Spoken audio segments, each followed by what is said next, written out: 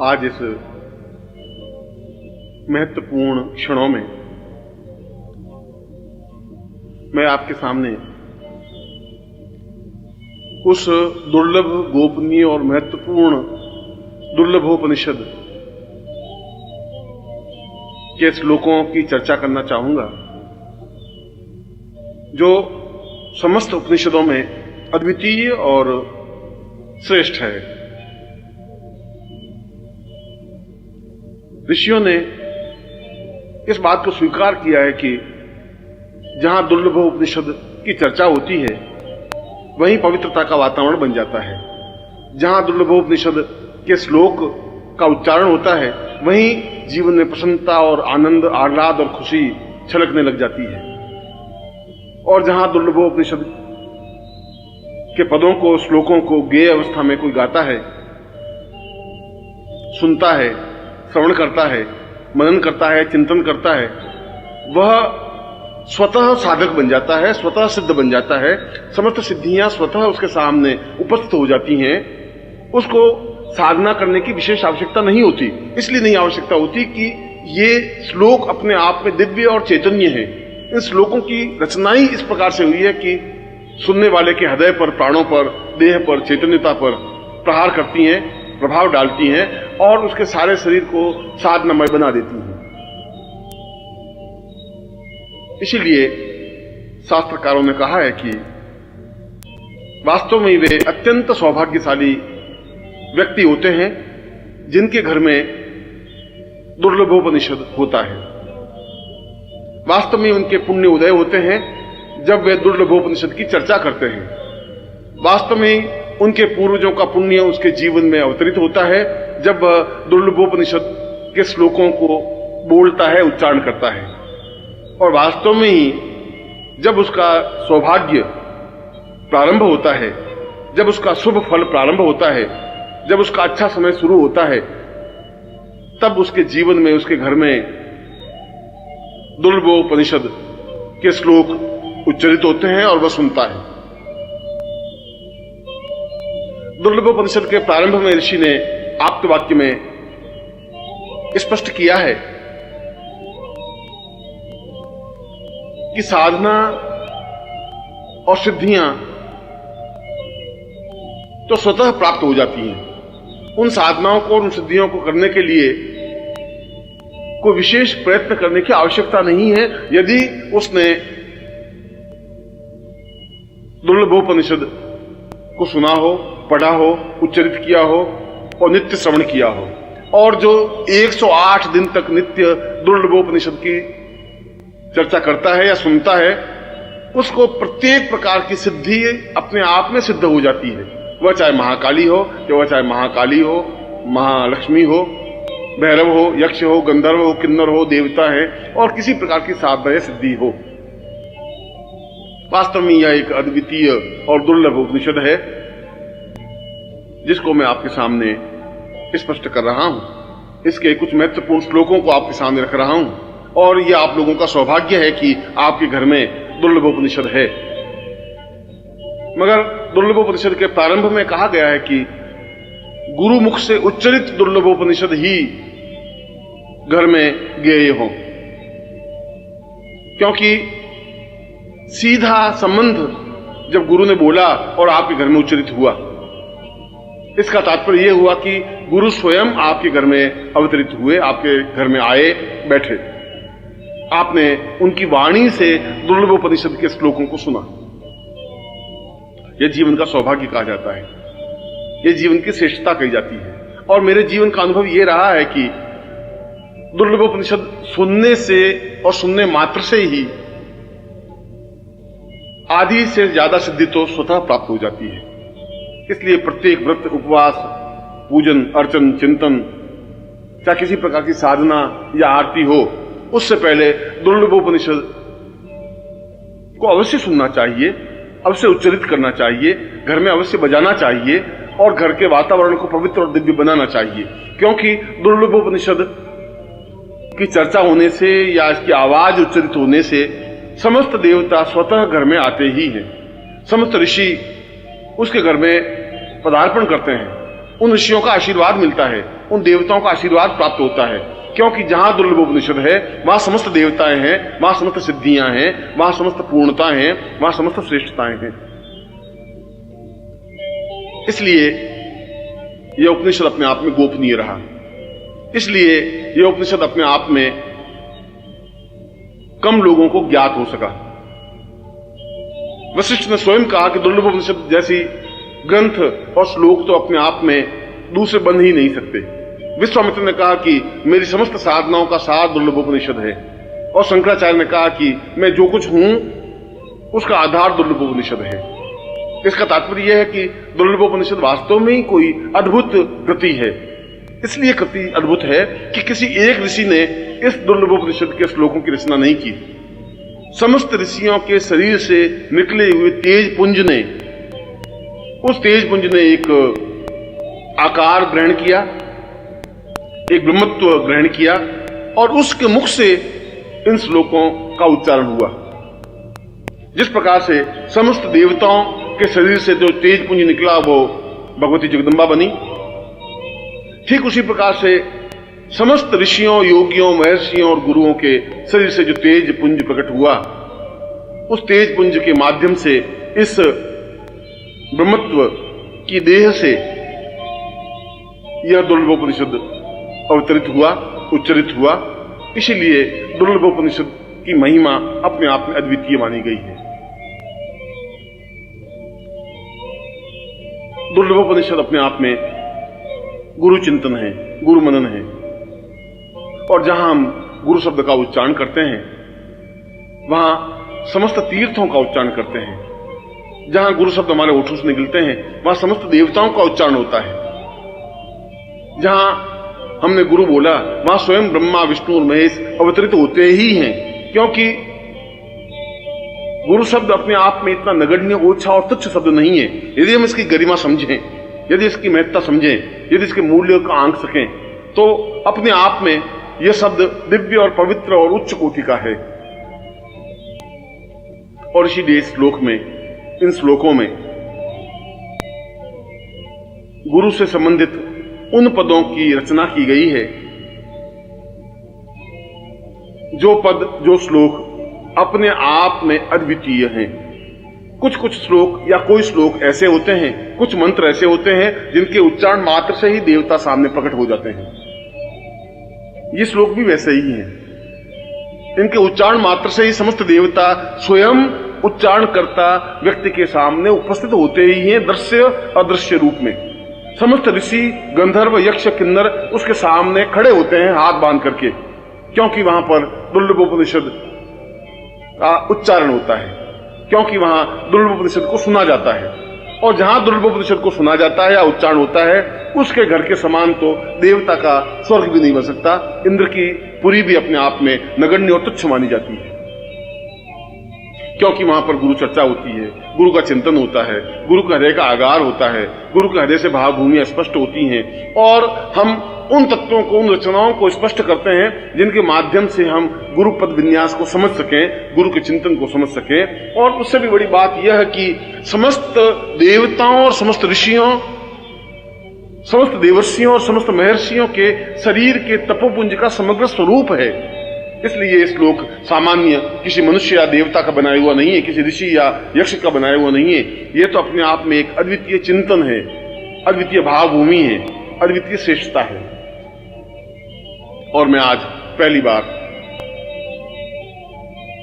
उन महान और अद्वितीय श्लोकों को उच्चारण कर रहा हूं, जिससे कि आपका जीवन पवित्र हो सके, दिव्य बन सके, आप सही अर्थों में साधक बन सकें, आप सही अर्थों में पूर्णता प्राप्त कर सकें, आपके घर में पवित्रता का वातावरण बन सके, आपके घर में सुख सौभाग्य आ सके, आपके जीवन की दरिद्रता मिट सके, आपके जीवन के कष्ट और अभाव दूर हो सके, आपके परिवार में एक श्रेष्ठ वातावरण बन सके, और समस्त देवता आपके घर में निवास कर सके, समस्त ऋषि आकर के आपको आशीर्वाद दे सके, और आपके घर के संताप, आपके घर के दुख, आपके घर की परेशानियां, आपके घर की चिंताएं दूर होकर के आप जीवन में पवित्रता और श्रेष्ठता अनुभव कर सकें, और जीवन में वह सब कुछ प्राप्त कर सकें जो आपके जीवन का लक्ष्य है, जो आपके जीवन का ध्येय है, जो आपके जीवन का उद्देश्य है।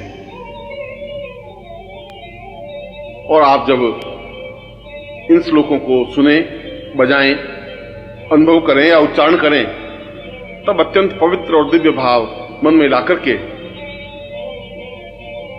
अपने सामने प्रत्यक्ष या चित्र में गुरु के दर्शन करके, उनको पूजा करके, उनकी अर्चना करके, उनके प्रति प्रणम्य होकर के, साष्टांग दंडवत करके अपने आप को गुरु के हृदय से जोड़ते हुए इन श्लोकों को सुने, इन श्लोकों को कानों के माध्यम से अपने हृदय पर, प्राणों में, चेतना में उतारें। घर के समस्त वातावरण में इन श्लोकों का गुंजरण करें। अपनी पत्नी, पुत्र, पुत्रवधुएं, घर के परिवार के सदस्य इनको सुने और उनका जीवन भौतिकता से कट करके एक पवित्र बन सके, एक दिव्य बन सके, एक चेतना बन सके, एक सुसंस्कारित बन सके, बच्चों में अच्छे संस्कार आ सके, बड़ों के प्रति आदर सम्मान उनके हृदय में आ सके, उनके घर में देवता खेल सके, गणपति, शिव, विष्णु, ब्रह्मा, इंद्र, मरुदगण सभी उनके घर में स्थायी निवास कर सकें, लक्ष्मी और अटूट लक्ष्मी का निवास उसके घर में हो सके।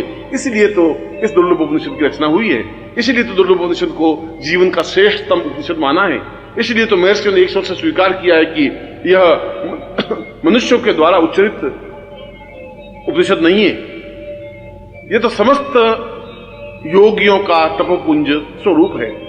और मैं उन्हीं श्लोकों को आपके सामने उच्चारण कर रहा हूं, उच्चरित कर रहा हूं।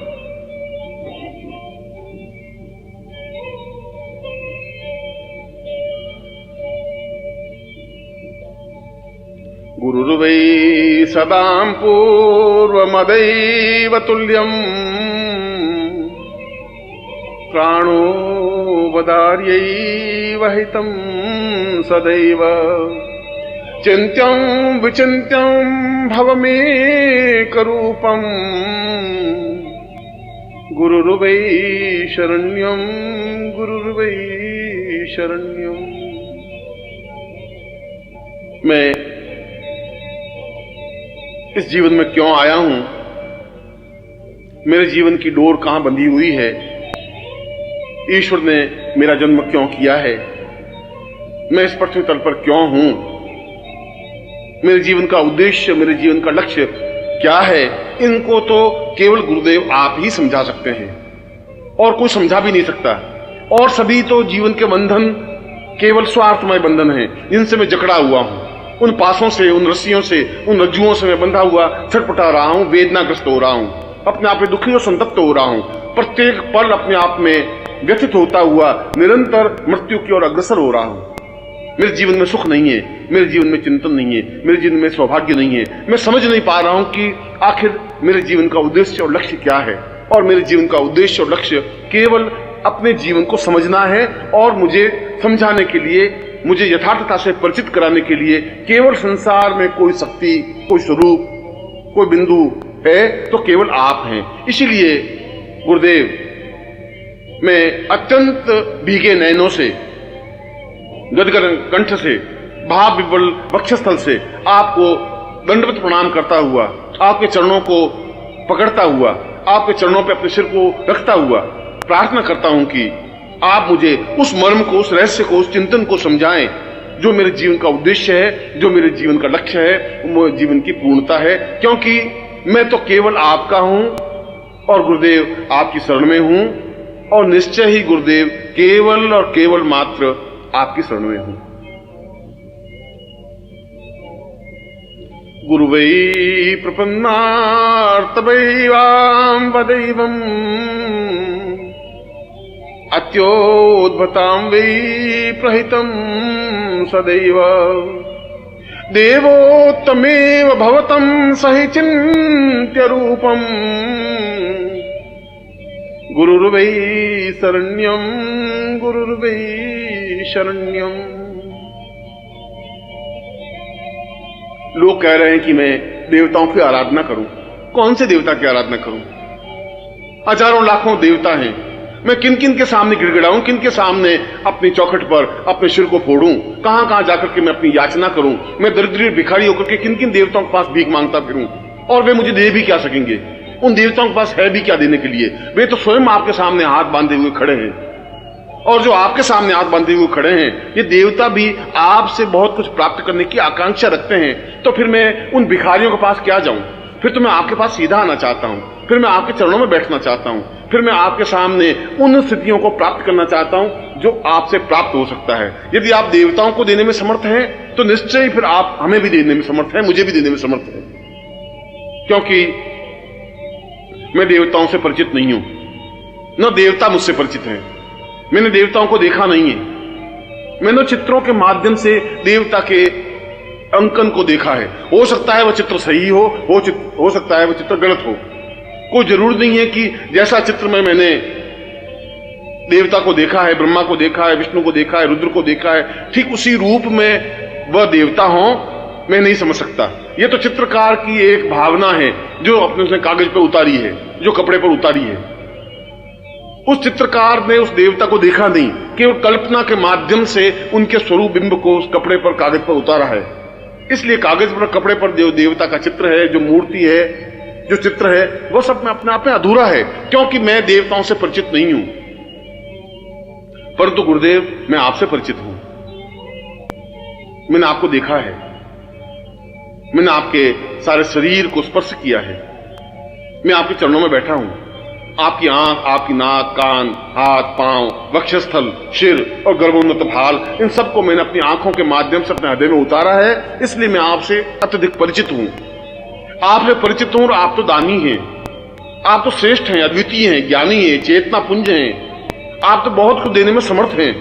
समस्त ब्रह्मांड को जो देने में समर्थ है, वह मेरे अकंचन व्यक्ति को देने के लिए तो उनके लिए कुछ भी असंभव है ही नहीं। अत्यंत सरल और सामान्य सी बात है। इसलिए मैं तो आप में ही समस्त देवताओं को देख रहा हूं। मैं तो देख रहा हूं कि ब्रह्मा, विष्णु, रुद्र समस्त आपके शरीर में समाहित हैं। जहां जहां भी, जिस रोम में भी मेरी दृष्टि पड़ती है, वहां एक नवीन देवता के दर्शन मुझे होते हैं। और ये सारे देवताओं का आगार समूह को जब मैं साक्षात अपने सामने देखता हूं तो मैं भाव विवल हो जाता हूं, गदगद हो जाता हूं। अपने आप में मैं रह नहीं पाता हूं। इसीलिए आप मुझे देवताओं की आराधना करने के लिए मत कहिए। मैं देवताओं की आराधना चाहता भी नहीं हूं। मेरे सामने तो प्रत्यक्ष देवता है, सशरीर देवता है, चैतन्य पुंज देवता है। फिर इस जीवित जागृत देवता को छोड़ करके उन पाषाण मूर्तियों को, चित्रों को पूजने से क्या होगा? मैं तो गुरुदेव केवल मात्र आपकी शरण में हूं और एकमात्र आपकी ही शरण में हूं।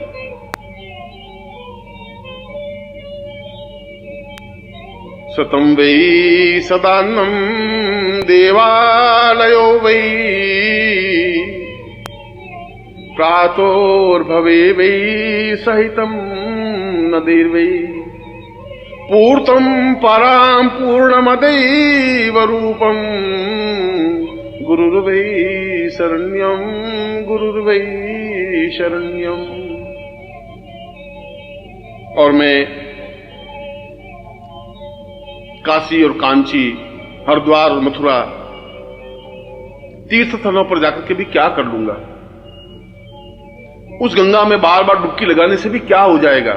अगर गंगा में डुबकी लगाने से पवित्र और दिव्य बन जाता तो सारी मछलियां अपने आप में पवित्र और दिव्य बनी हुई हैं, सारे मेढक अपने आप में पवित्र और दिव्य हैं। यदि काशी में रहने से ही जीवन की पूर्णता प्राप्त हो जाती है तो वहां श्वान और खर, कुत्ते और गधे बहुत घूमते हैं, वे सभी अपने आप में पवित्र और दिव्य आत्मा बन जाते हैं।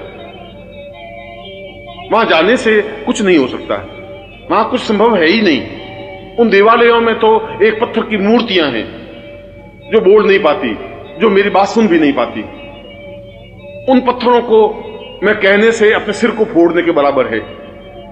वे मेरी बात नहीं सुन पाते, मैं अपनी बात उन तक नहीं पहुंचा सकता, क्योंकि पत्थरों को कहने से कोई लाभ नहीं होता। मेरे लिए हरिद्वार और मथुरा, काशी और कांची अपने आप में नगण्य हैं। मैं तो आपको और आपकी देह को पूर्ण रूप से देवालय मानता हूं। पूरा मंदिर है यह जो मेरे सामने है, और यह मंदिर जो आपकी देह है, यह मंदिर के रूप में है, जो जीवित और जागृत मंदिर है, चैतन्य मंदिर है, चलता फिरता मंदिर है, बोलता हुआ मंदिर है, वाचाल मंदिर है, अपने आप में आशीर्वाद देता हुआ मंदिर है। आपके दोनों पैर इस देवालय के स्तंभ हैं। अच्छे स्तंभों पर यह मंदिर टिका हुआ है। और इन स्तंभों पर जो मूर्ति स्थापित है आपके प्राणों की, आपके हृदय की, आपकी चेतना की, वह आपका हृदय स्थल अपने आप में गर्भगृह है। उस गर्भगृह में जाकर के जब मैं खड़ा होता हूं तो मेरा शरीर रोमांचित हो जाता है, भाव विवल हो जाता है, चेतना युक्त हो जाता है, एक एक रोम खड़ा हो जाता है, रोम रोम चीखने लग जाता है, चिल्लाने लग जाता है, पुकारने लग जाता है, और उसके गुरुदेव के अलावा कोई शब्द निकलता नहीं। मेरे आंखों से आंसुओं की धारा बहने लग जाती है, भाव विवल हो जाता हूं, मेरा सारा शरीर थरथराने लग जाता है जब मैं इस जीवित जागृत उस मूर्ति को देखता हूं जो धड़कता है। और इस गर्भगृह में जो मूर्ति है, जो हृदय है, जो प्राण है, जो आपका ये शरीर है, वो अपने आप में इतना स्पंदनशील है, अपने आप में आह्लादकारक है, उसको देखते ही मेरे सारे शरीर में स्फूर्ण हो जाता है, सारे शरीर में चेतना आ जाती है, सारे शरीर में ओजस्विता आ जाती है। ऐसा लगता है कि मेरा सारा शरीर अपने आप में प्रसन्नता के आवेग में उछलने लग गया है। और इस गर्भगृह के ऊपर जहां मूल मूर्ति स्थापित है, जहां आपका हृदय है, इसके ऊपर आपके शिर के रूप में शिखर है, जो मंदिरों के ऊपर शिखर होता है। उस शिखर को देख करके ही ऊंचाई का भाव होता है, हिमालय का भाव होता है। आपका गर्भोन्नत सिर, आपका दर्पयुक्त सिर, आपका दीदीप्यमान सिर, लाट, भाल, आंखें, नेत्र, आपका मुंह, आपकी जिह्वा, आपका सारा शरीर और आपका चेहरा अपने आप में उस मंदिर के उस शिखर की तरह है, जिनको देखने से अपने आप में पवित्रता का अवगाहन होता है। ऐसा लगता है उसको देखने से कि जैसे हजार हजार तीर्थों में मैंने स्नान कर लिया हो। ऐसा लगता है कि जैसे मैंने सब सातों समुद्रों में स्नान कर लिया हो, अवगाहन कर लिया हो। ऐसा लगता है कि स्वयं गंगा आकर के मुझे स्नान करा के चली गई है। और जहां पर आपके नेत्रों की कृपा वृष्टि होती है, जहां नेत्रों से निकल करके जो आनंद की वर्षा होती है, वह तो वही समझ सकता है जो आपके पास में खड़ा होकर के उस कृपा दृष्टि से भीगा है, उस कृपा के आनंद से भीगा है, आपके नेत्रों से निकलते हुए आनंद में वर्षा की है। उसके समान तो धन्य कुछ हो ही नहीं सकता, उसके समान तो कोई व्यक्ति हो ही नहीं सकता। बहुत अपने आप में एक अद्वितीय चिंतन है, अद्वितीय धारणा है। मैं इस जीवित जागृत मस्तिष्क युक्त, शिखर युक्त, इस गर्भगृह युक्त, इस स्तंभ युक्त, इस चलते फिरते इस मंदिर को छोड़ करके और किस मंदिर में जाऊं? विश्वनाथ का मंदिर और मथुरा का मंदिर, कृष्ण और राम का मंदिर और अन्य मंदिर मेरे लिए क्या उपयोगी है, कैसे उपयोगी है? उन मंदिरों से मुझे क्या मिलने वाला है? यदि मैं इस मंदिर को नहीं समझ सका, यदि मैं इस मंदिर की पूजा नहीं कर सका, यदि इस मंदिर को स्वच्छ और पवित्र और दिव्य नहीं रख सका, इस मंदिर में सेवा शुश्रूषा नहीं कर सका, तो फिर मेरा सब कुछ जाना व्यर्थ है। क्योंकि इस मंदिर में समस्त देवता निवास करते हैं। इस मंदिर को देखने के लिए तो देवता तरसते हैं, इस मंदिर को स्पर्श करने के लिए देवता अपने आप को न्योछावर करने के लिए तत्पर हैं। गुरुदेव, आप मुझे किसी नदी और किसी तीर्थ और किसी मानसरोवर, किसी गंगा और किसी हरिद्वार और किसी समुद्र के पास जाने की आज्ञा मत दीजिए। मुझे उसमें कोई मोह नहीं है। वे तो व्यर्थ पानी के बहाव हैं, वे तो मछलियों के एक सागर हैं, वे तो खारा समुद्र है, वह तो केवल एक झील है, निर्जीव, जो बोल नहीं सकती। मुझे ऐसे कोई तीर्थों में जाने से न प्रयोजन है, न आवश्यकता है, क्योंकि जहां समस्त तीर्थों का स्नान मैं केवल आपके नेत्रों से निकलती हुई कृपा से कर सकता हूं, तो इससे बड़ा सौभाग्यशाली तो कुछ हो ही नहीं सकता। वास्तव में मैं सौभाग्यशाली हूं। वास्तव में मैंने जीवन के पुण्य किए होंगे कि मैं आपके सामने खड़ा हूं। वास्तव में मेरे पुण्यों का उदय हुआ होगा कि आप सजीव रूप में मेरे सामने हैं और मैं इस पीढ़ी में, इस युग में आपके सामने उपस्थित हूं। वास्तव में आपके नेत्रों की वर्षा से मैं आप्लावित हूं। वास्तव में आपके नेत्रों से जो आनंद की वर्षा होती है उससे भीगा हुआ अपने आप में अत्यंत मस्ती के साथ नाच रहा हूं, अपने आप में छलछला रहा हूं, अपने आप में कूद रहा हूं, उछल रहा हूं, आनंद से भर उठा हूं, क्योंकि गुरुदेव मैं केवल आपकी शरण में हूं। क्योंकि गुरुदेव केवल और केवल मात्र में आपकी ही शरण में हूं।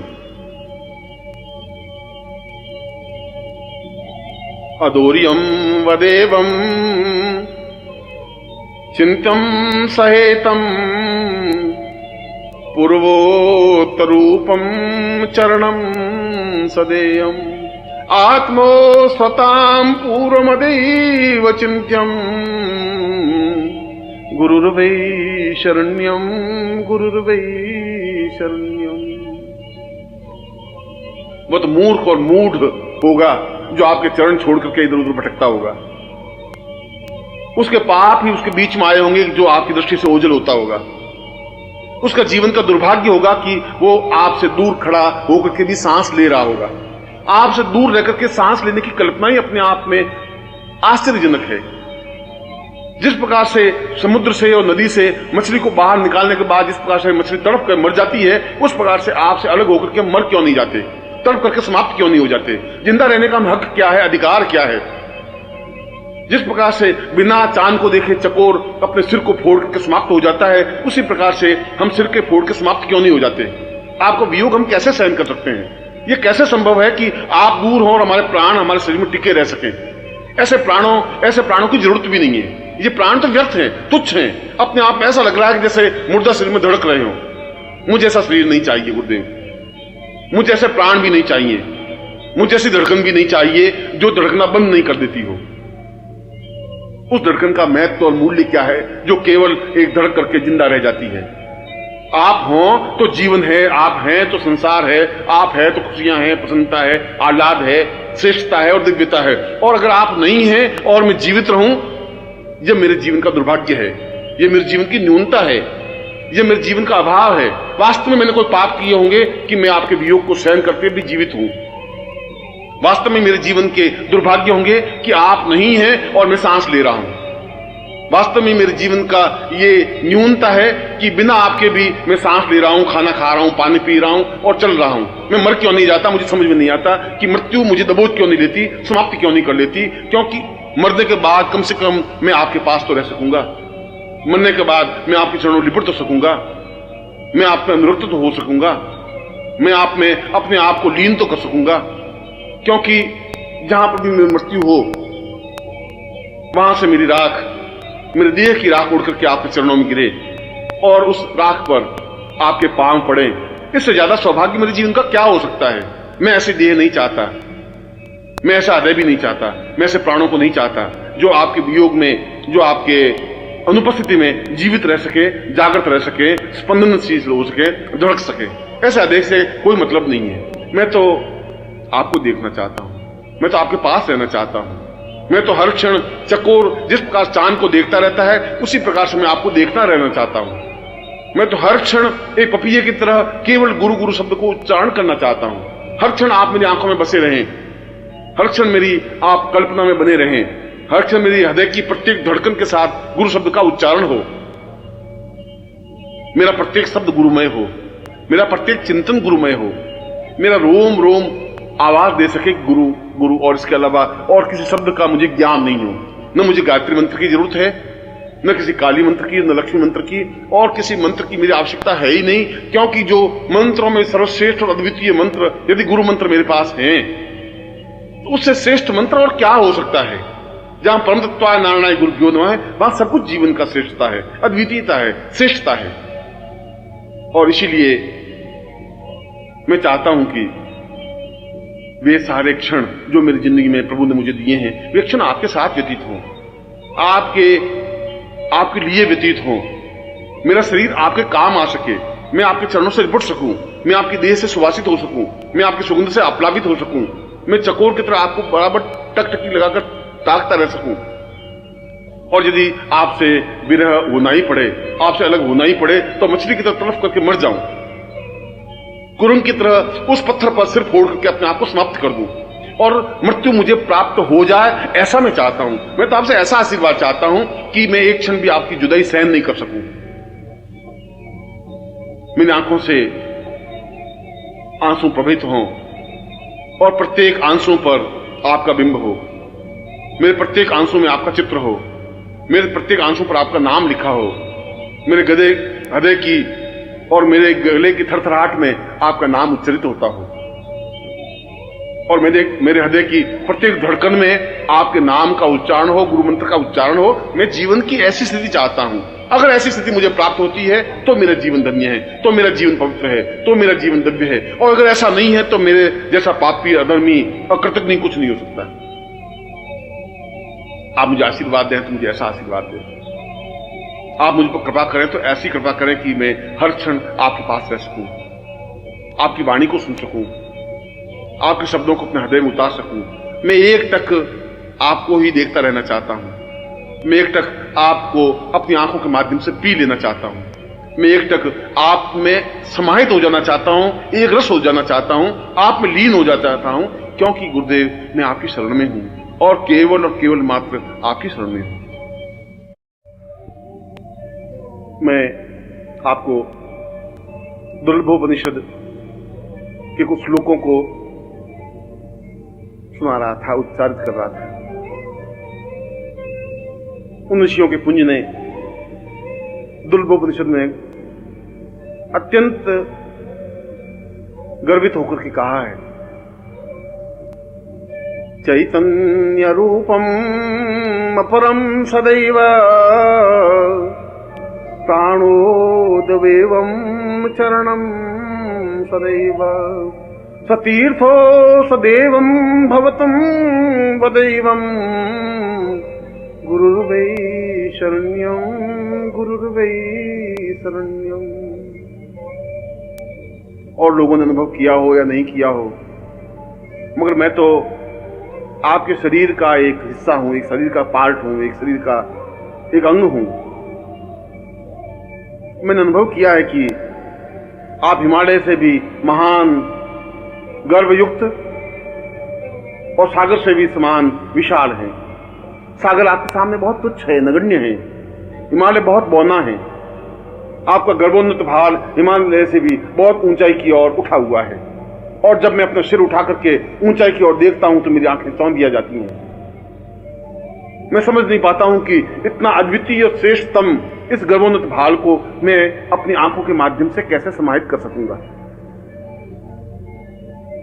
मैं जब आपके वक्षस्थल को देखता हूं तो ऐसा लगता है कि जैसे पूरा समुद्र हिलोरे मार रहा हो, ठाठे मार रहा हो। उस वक्षस्थल में अपने सिर को छुपा लेना चाहता हूं। मैं उसमें डूब जाना चाहता हूं, भींच जाना चाहता हूं। आप मुझे बाहों के घेरे में बांध लें, अपने सीने से भींच लें, इतना भींच लें कि मैं आपके शरीर में, आपके हृदय में, आपके सीने में, आपके वक्षस्थल में प्रवेश कर लूं, उसमें घुस जाऊं, उसमें अपने आप को समाहित कर लूं, अपने एकाकारिता को कर लूं, अपने आप को समाप्त कर दूं। जहां मुझे सुख मिल सकेगा, जहां मुझे सौभाग्य मिल सकेगा, जहां मुझे तृप्ति मिल सकेगी, जहां मुझे पूर्णता प्राप्त हो सकेगी। और जब मैं आपके संपूर्ण शरीर को देखता हूं तो मेरे सामने समस्त ब्रह्मांड साकार हो जाता है। और शरीर को जब मैं भाव विवल होकर देखता हूं तो कहीं मुझे ब्रह्मलोक दिखाई दे रहा है, कहीं मुझे विष्णुलोक दिखाई देता है, कहीं मुझे रुद्रलोक दिखाई देता है। इंद्र, गंधर्व, यक्ष, किन्नर और उन समस्त देवताओं के आगार मुझे दिखाई देते हैं। चंद्रलोक और सूर्यलोक मुझे स्पष्ट रूप से प्रतिबिंबित होते हैं। ऐसा लगता है कि जैसा समस्त ब्रह्मांड मेरे सामने साकार हुआ हो। फिर मैं कौन सी साधना करूं? उस ब्रह्मांड साधना करने से मुझे क्या लाभ हो पाएगा?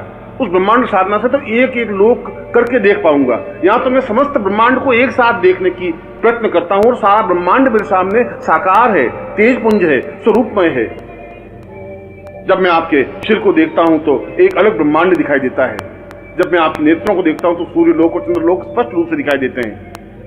जब मैं आपके मुस्कुराते हुए बिंब को, चेहरे को और मुस्कुराहट को देखता हूं तो ऐसा लगता है कि जैसे सारा ब्रह्मांड खिलखिला रहा हो, मुस्कुराहट रहा हो। और इस पूरे ब्रह्मांड को जब मैं अपने सामने खड़ा देखता हूं तो मैं तो अपने आप को बहुत छोटा, नगण्य और बौना सा अनुभव करता हूं। ऐसा लगता है कि जैसे इस पूरे ब्रह्मांड में मेरा अस्तित्व तो कहां है, जहां हजारों हजारों ऋषि हैं, योगी हैं, गंधर्व हैं, किन्नर हैं, देवता हैं, ब्रह्मा हैं, विष्णु हैं, महेश हैं, वशिष्ठ हैं, विश्वामित्र हैं, गर्ग, अत्रि, कणाद, पुलस्त्य ऋषि हैं। इन समस्त देवताओं ऋषियों के बीच में मेरा अस्तित्व तो कहां है? मैं तो बहुत एक छोटा सा, अत्यंत छोटे से कण की तरह दिखाई देता हूं। उसके बावजूद भी इस कण को आपने अपनाया, इससे बड़ा सौभाग्य क्या हो सकता है? इस कण पर आपकी कृपा दृष्टि हुई, इससे बड़ा सौभाग्य और क्या हो सकता है? आपने इस कण पर हाथ रखा, यह मेरे जीवन का अहोभाव है, सौभाग्य है। आपने इस कण को अपनाया, यह मेरे पूर्व जन्म के पुण्यों का उदय है। मुझे अपने आप में गर्व है कि मैं उस ब्रह्मांड का एक हिस्सा बन सका, उस ब्रह्मांड की कृपा दृष्टि मुझ पर अवतरित हो सकी, उस ब्रह्मांड की वर्षा मेरे ऊपर हो सकी और मैं उसमें अवगाहन कर सका। आपकी और मेरी तो कोई तुलना हो ही नहीं सकती। हजारों हजारों जन्म लेने के बाद भी मैं आपके बराबर और आपके बराबर चिंतन कर ही नहीं सकता। एक कण की और एक विशाल पृथ्वी की कोई तुलना नहीं हो सकती। एक बूंद और एक समुद्र की तुलना नहीं हो सकती, एक दीपक और एक सूर्य की तुलना नहीं हो सकती। ठीक उसी प्रकार से मेरी और आपकी तुलना करना ही व्यर्थ है, तुच्छ है, नगण्य है, मूर्खता है, मेरा ओछापन है।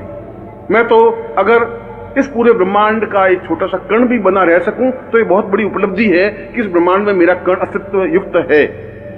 और उससे भी बड़ा सौभाग्य यह है कि इस कण पर आपकी कृपा दृष्टि है, इस कण को आप परिचित हैं, इस कण पर आपकी कृपा वृष्टि हुई है, इस कण ने आनंद का अनुभव किया है। इससे बड़ा सौभाग्य और मुझे क्या चाहिए। और जब मैं पूर्ण भावनाओं के साथ आपके चरणों पर झुकता हूं तो मुझे वे चरण दिखाई नहीं देते, मुझे तो वहां विश्वनाथ की नगरी दिखाई देती है, मुझे तो वहां सोमनाथ मंदिर दिखाई देता है, मुझे तो वहां काशी और कांची, हरिद्वार और मथुरा दिखाई देती है। समस्त तीर्थ मुझे अपने आप दिखाई देते हैं। मुझे तो इन चरणों को अगर मैं आंसुओं से जब भिगोता हूं तो मुझे सामने ब्रह्मा, विष्णु और महेश दिखाई देते हैं, रुद्र दिखाई देते हैं, इंद्र दिखाई देते हैं। वह केवल चरण ही नहीं है, वे तो अपने आप में संपूर्ण देवलोक हैं। और जब मैं नेत्रों के माध्यम से, आंसुओं के माध्यम से उन चरणों को प्रक्षालित करता हूं तो ऐसा लगता है कि जैसे समस्त देवताओं की पूजा अर्चना एक साथ कर ली हो, समस्त सिद्धियों की पूजा एक साथ कर ली हो। वास्तव में ही आपका यह अद्वितीय शरीर, गर्भोन्नत भाल, तीक्ष्ण और सुंदर आंखें, नुकीली नाक और अद्वितीय मुस्कुराहट मुझे पागल कर देती है। मैं खो जाता हूं उस मुस्कुराहट में, मैं भूल नहीं पाता इस मुस्कुराहट के एक कण को भी। मैं कहीं भी होता हूं तो मुस्कुराहट मेरा पीछा करती है। हर क्षण इस मुस्कुराहट में अपने आप को निमग्न करता रहता हूं। हर क्षण इच्छा होती है कि मैं दौड़ूं और आपके पास आऊं और आपको देखूं, इस मुस्कुराहट में अपने आप को निमग्न कर दूं। और जब मैं आपके वक्षस्थल को देखता हूं तो ऐसा लगता है कि जैसे संपूर्ण हिमालय अवतरित होकर के सामने खड़ा हो गया हो। और इस वक्षस्थल में इतनी ताकत, इतनी क्षमता और इतना उठा हुआ भाव है कि यदि यह एक बार हिमालय से टकरा जाए तो हिमालय को कई कदम पीछे हटना पड़े। ऐसा अद्वितीय वक्षस्थल तो जीवन में हो ही नहीं सकता, न आर्यों का रहा न देवताओं का रहा। यह तो मैंने देखा है, इस वक्षस्थल को मैंने अनुभव किया है, इस वक्षस्थल से मैं चिपका हूं, इस वक्षस्थल का मैंने स्पर्श किया है, इस वक्षस्थल में मैं दुबका हूं, इस वक्षस्थल की गर्मी को मैंने एहसास की है, इस उष्णता को मैंने अपने हृदय में, अपने प्राणों में उतारा है, इस धड़कन को अपनी कानों से सुना है। और आपके ये लंबे आजानु बाहु अपने आप में ताकत और प्रभुता के परिचायक हैं। ऐसा लगता है कि स्वयं इंद्र अपने सामने खड़ा हो गया हो। ऐसा लगता है कि पूर्ण ऐश्वर्य क्षमता के साथ खड़े हों। और आपके चरण तो समस्त तीर्थों का आगार है, समस्त देवालयों का आधार है, समस्त ब्रह्मांड के ऋषि और मुनियों का एक आधारभूत पूंजी स्वरूप है। वास्तव में ही आपका वरदहस्त, आपकी कृपा, आपकी श्रेष्ठता और आपकी अद्वितीयता को वर्णन नहीं किया जा सकता। मैं एक मुंह से नहीं, अगर सहस्त्रनाग हजार हजार मुंह से भी आपके गुणों को स्पष्ट करें तो वह भी अपने हजार मुंह से आपको नहीं कह सकते। अगर पूरी पृथ्वी को कागज बना दिया जाए और उस पर आपके गुणों को लिखा जाए तो वह धरती बहुत छोटी बनकर रह जाएगी, फिर भी आपके गुण पूर्ण नहीं हो सकते। मैं तो एक अकिंचन हूं, एक दरिद्री हूं, शब्दों का भिखारी हूं। मैं आपके वर्णन कर ही नहीं सकता, मगर मैं तो आपको एकटक देख सकता हूं। मैं तो इन आंखों के माध्यम से आपको हृदय में उतार सकता हूं। मैं अपनी धड़कन में आपके धड़कन को मिला देना चाहता हूं, एकाकार हो जाना चाहता हूं, अपने शरीर को आपके चरणों में निमग्न कर देना चाहता हूं, अपने आप को पूर्णता के साथ समावेश कर लेना चाहता हूं, अपने अस्तित्व को मिटा देना चाहता हूं, अपने अस्तित्व को समाप्त कर देना चाहता हूं और आपके चरणों पर अपना सिर रख करके अपने नेत्रों के माध्यम से, अपने आंसुओं के माध्यम से प्रक्षालित करते हुए संपूर्ण देवताओं के दर्शन कर लेना चाहता हूं। क्योंकि गुरुदेव, मैं आपका हूं, केवल मात्र आपका हूं और आपकी शरण में हूं। और इस ब्रह्मांड में कोई मेरा रखवाला नहीं है, कोई मेरा सत्व रखने वाला नहीं है। मैं तो केवल और केवल और केवल आपकी ही शरण में हूं।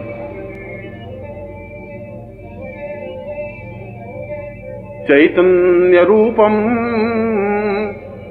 भवतं सदैव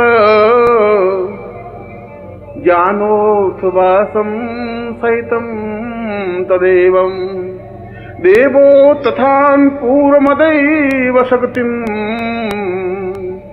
गुरुर्वै शरण्यं गुरुर्वै शरण्यं।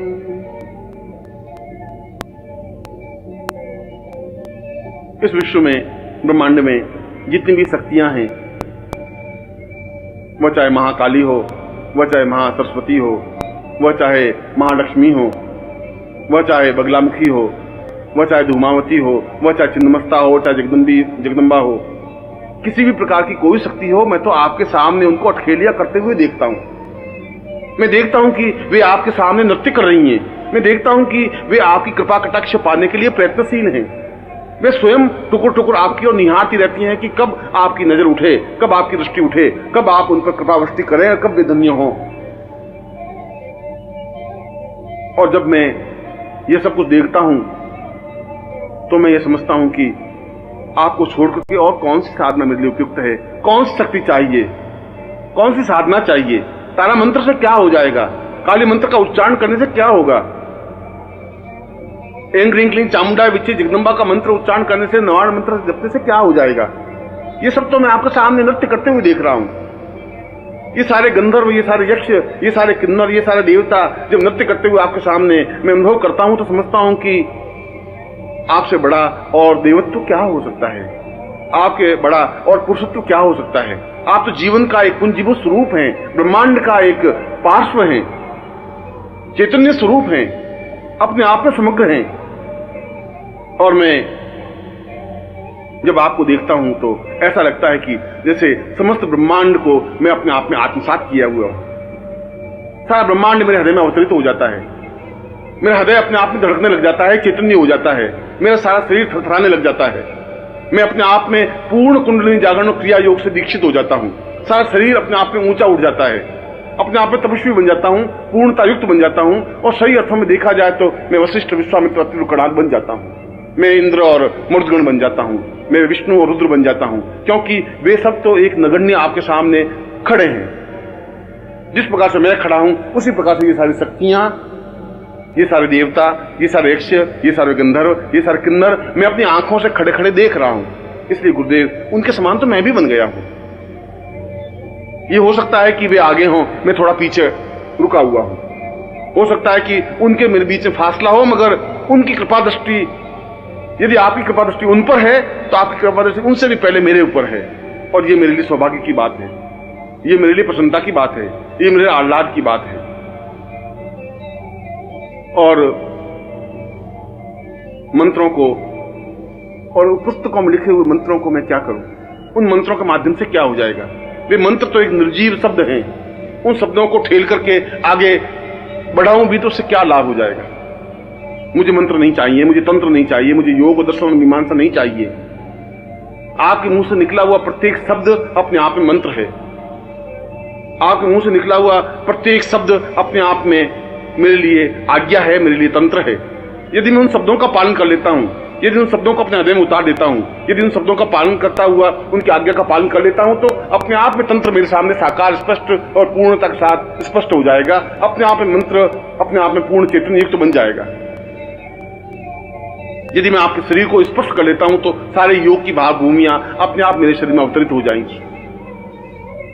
जब मैं आपके शरीर को स्पर्श करता हूं तो सारे शरीर में एक विद्युत प्रवाह सा अनुभव होता है। ऐसा लगता है कि जैसे बहुत जोरों से मैं उछल गया हूं, ब्रह्मांड में एक कूदने लग गया हूं, क्योंकि उस तेजस्विता को मैं अपने हृदय में, अपने शरीर में अनुभव करने लगता हूं। इसीलिए तो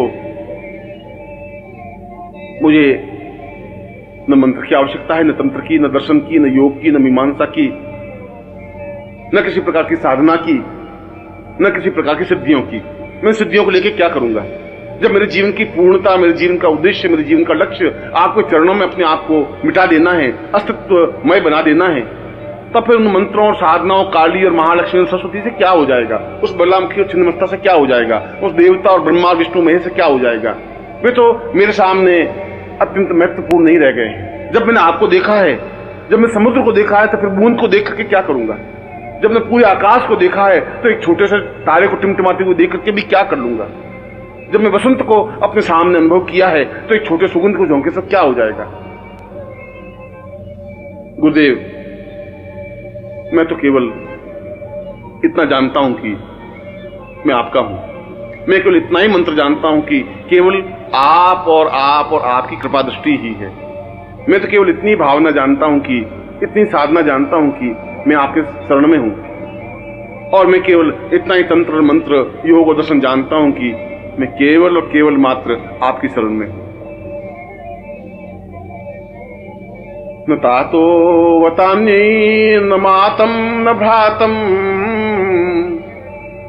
न देहो वदान्ये पत्निर्वतैमं न जानामि वित्तं न वृत्ति न रूपम गुरुर्वै शरण्यं गुरुर्वै शरण्यं।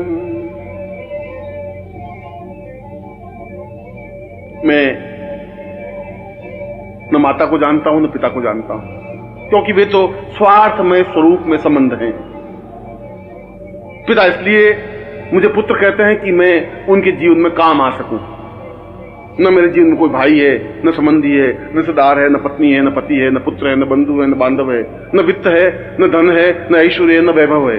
मेरे जीवन में कुछ है ही नहीं, क्योंकि मैं जीवन में कुछ चाहता ही नहीं। ये सब तो क्षण भंगुर हैं, समाप्त। ये तो मेरे साथ समाप्त हो जाएंगे। ये सब स्वार्थ के संबंध हैं, इनसे मेरा कोई प्रयोजन नहीं है, इनसे मेरा कोई लक्ष्य प्राप्ति नहीं हो सकती। यह तो शमशान की ओर जाने की यात्रा के एक पड़ाव है। जन्म से लगा करके मृत्यु तक मैं निरंतर मृत्यु की ओर अग्रसर हो रहा हूं, शमशान की ओर जा रहा हूं। और शमशान की यात्रा में ये भी मेरे सहायक है, जो मुझे ठेल करके शमशान की ओर अग्रसर कर रहे हैं। मेरे देह को छीनते हैं, मेरे प्राणों को छीनते हैं, मेरे धन को छीनने की कोशिश करते हैं, मेरी सेवा का उपयोग करना चाहते हैं, मेरे सुख का उपयोग करना चाहते हैं, मेरे जीवन का उपयोग करना चाहते हैं। इससे क्या हो जाएगा? इससे तो मैं एक मलिन और गंदी देह को एक लिया हुआ कीड़ा बन जाऊंगा, एक घटिया सा व्यक्ति बन जाऊंगा।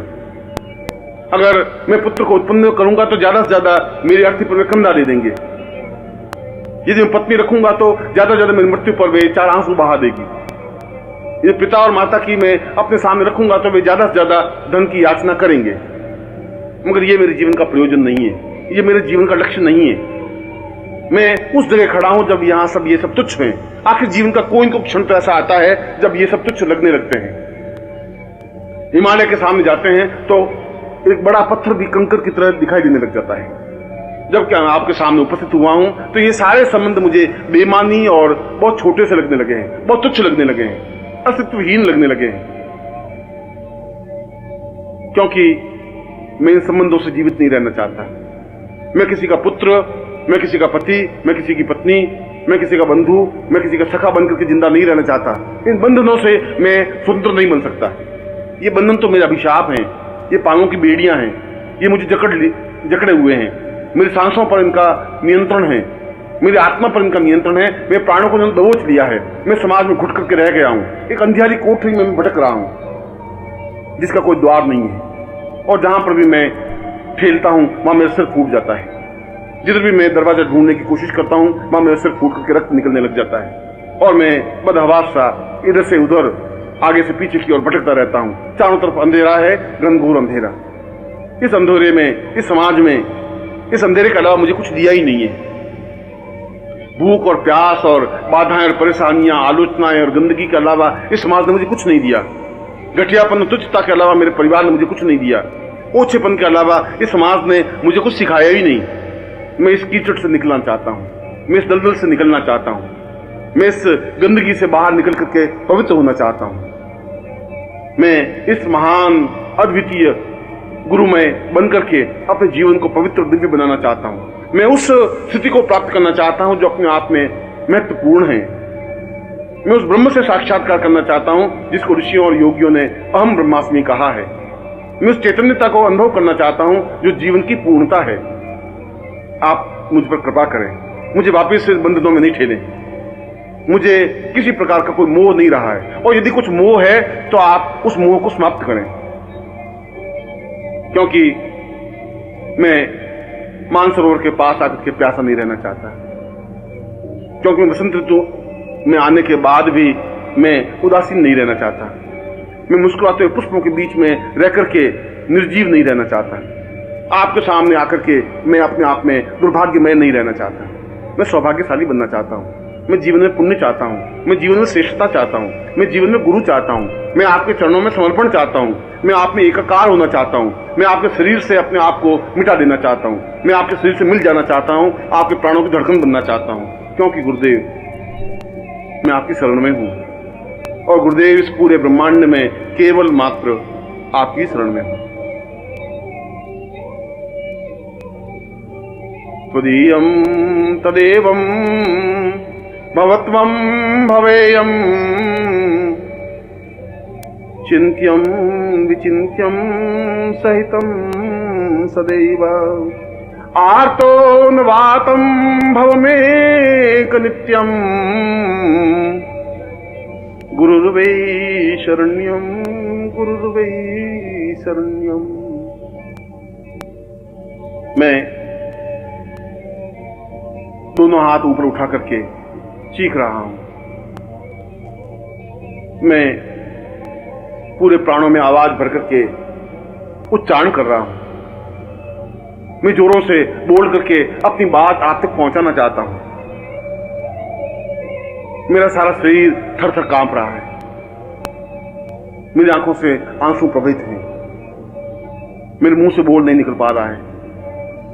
मेरा गला गदगद हो गया है और सारे शरीर के रोम रोम अपने आप में आवाज निकालने लग गए हैं, चीखने लग गए हैं, चिल्लाने लग गए हैं। मैं अपने आपे में नहीं रहा हूं। मैं अपने आप में थरथराहट अनुभव कर रहा हूं। मैं ऐसा लगता हूं कि जैसे मैं एक ऐसी बूंद हूं जो अंगारे पर पड़ी है और छन्न के साथ खत्म हो जाती है। ऐसा लगता है कि जैसे मैं बादल का टुकड़ा हूं और किसी पहाड़ से टकरा करके समाप्त हो जाना चाहता हूं। मैं तो ऐसा कण बनना चाहता हूं जो आपसे टकराए और पूर्णता प्राप्त कर ले। मैं आपको पाना चाहता हूं। मैं आप में एकाकार होना चाहता हूं। मैं आप में एकाग्र होना चाहता हूं। आप में लीन होना चाहता हूं। और यदि ऐसा मेरे जीवन में नहीं हो सका तो इस जीवन को व्यर्थ है। इस जीवन का कोई अर्थ नहीं है। इस जीवन का कोई मकसद नहीं है। इस जीवन का कोई मूल्य नहीं है। यह तो अपने आप में शमशान की यात्रा का एक पड़ाव है, जिस लाश को मैं अपने कंधे पर ढोता हुआ शमशान की ओर बढ़ रहा हूं। ऐसे जीवन से क्या मूल्य हो जाएगा? क्या मेरी चीखों का, मेरी आवाजों का, मेरे शब्दों का आप पर कोई प्रभाव नहीं पड़ रहा है? क्या मैं गदगद कंठ से बोल रहा हूं, आपका हृदय नहीं पसीज रहा है? क्या मैं आर्तनाद कर रहा हूं और आपके हृदय पर कोई प्रभाव नहीं पड़ रहा है? जरूर पड़ रहा होगा। जरूर कोई दुर्भाग्य होगा कि आप मुझे आगे बढ़ के अपना नहीं रहे। जरूर मुझ में कुछ न्यूनता होगी कि आपकी कृपा दृष्टि मेरे ऊपर हो नहीं रही है। जरूर मेरे पाप मेरे सामने खड़े हो जाते होंगे जो आपके और मेरे बीच में पर्दा डाल रहे हैं। परंतु इस पर्दे को तो आप ही दूर करेंगे। मुझ में इतनी ताकत, इतनी क्षमता नहीं है कि मैं पापों को धकेल सकूं। मुझ में इतनी क्षमता नहीं है कि मैं इस पर्दे को, इस बीच के अंधकार को दूर कर सकूं। मुझे और कोई साधना, कोई सिद्धि आती भी नहीं है। मुझे और कोई मंत्र का ज्ञान ही नहीं है। मुझे तो केवल एक ही शब्द, एक ही मंत्र आता है जिसको गुरु कहा जाता है। मुझे तो केवल एक ही प्रकार का मंत्र सीखा है कि मैं गुरुदेव आपकी शरण में हूं और गुरुदेव केवल मात्र मैं आपकी शरण में। अवतं सदैवं भवतं सदैवं ज्ञानं सदैवं चिन्त्यं सदैवं पूर्णं सदैवं अवतं सदैवं गुरुर्वै शरण्यं गुरुर्वै शरण्यं। कई कई जन्मों से आपका मेरा साथ रहा है। कई कई जन्मों से आपने मुझे झकझोर करके सही रास्ते पर खड़ा किया है। कई कई जन्मों से आपने मेरे हृदय को टहोक करके आगे बढ़ने की ओर प्रेरित किया है।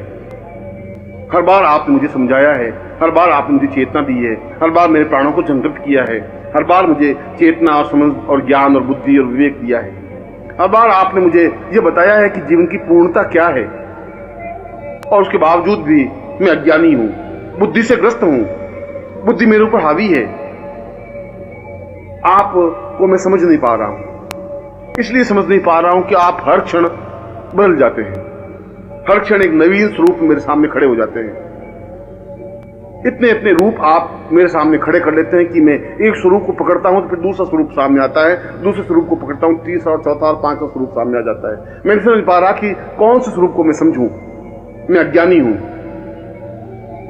और ज्यों ही मैं समझने की कोशिश करता हूं त्यों ही आप माया का पर्दा आपके और मेरे बीच में डाल देते हैं। आप तो बहुत और अजीब तरह का खेल खेलते रहते हैं और मैं फिर आपको सामान्य मानव समझ लेता हूं, फिर मैं आपको हार्ड मांस का व्यक्ति समझ लेता हूं, फिर मैं अपने आप को समझने की कोशिश करता हूं और मैं आपको समझने की कोशिश करता हूं, फिर मैं समझता हूं कि ये तो मेरे ही जैसा मनुष्य है।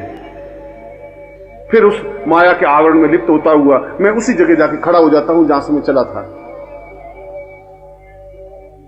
प्रभु ऐसा मत करिए, ये बार बार मेरी परीक्षा मत लें, बार बार माया के आवरण में मुझे मत डालिए, बार बार मुझे धक्का करके पीछे मत हटाइए, क्योंकि मुझ में किसी प्रकार का बल, ताकत, साहस, क्षमता नहीं है। मैं तो एक नगण्य हूं, तुच्छ हूं। अपने आप में मुझ में कोई ज्ञान और चेतना नहीं है। यदि आप मेरे ऊपर कृपा कर सके तो मेरी बुद्धि को समाप्त करें। यदि आपकी कृपा कटाक्ष मेरे ऊपर है तो आप मेरी भावनाओं को जागृत करें। यदि आप कुछ मुझे समझते हैं तो मुझे बुला करके अपने सीने से लगाएं, अपने वक्षस्थल से चिपकाएं। मैं आपके धड़कन को अपने जीवन में उतार सकूं, मैं अपने प्राणों को पूर्णता के साथ एकाकार कर सकूं, मैं आप में निमग्न हो सकूं, अपने आप में आप लीन कर सकूं, आपका और मेरा अस्तित्व नहीं रहे, बूंद पूरी तरह से समुद्र में विसर्जित हो जाए, वायु का झोंका पूरी तरह सुगंध में और पूरी तरह से प्रवाहित हो जाए, मेघखंड पूरी तरह से सागर में मिल जाए। मैं तो उसी प्रकार से आप में लीन हो जाना चाहता हूं, क्योंकि मेरा एकमात्र सहारा और अवलंब गुरुदेव आप हैं। मैं आपकी शरण में हूं, केवल मात्र आपकी शरण में। वस्तुतः यह दुर्लभ उपनिषद जीवन का एक सौभाग्यदायक काव्य है। मैं आपको हृदय से आशीर्वाद देता हूं कि आप अपने जीवन में गुरुमय हो सकें, गुरु में निमग्न हो सकें, अपने जीवन को विसर्जित करते हुए पूर्णत्व को प्राप्त कर सकें और जीवन में वह सब कुछ प्राप्त कर सकें जो इस दुर्लभ उपनिषद में स्पष्ट किया है। मैं आपको ऐसा ही आशीर्वाद देता हूं।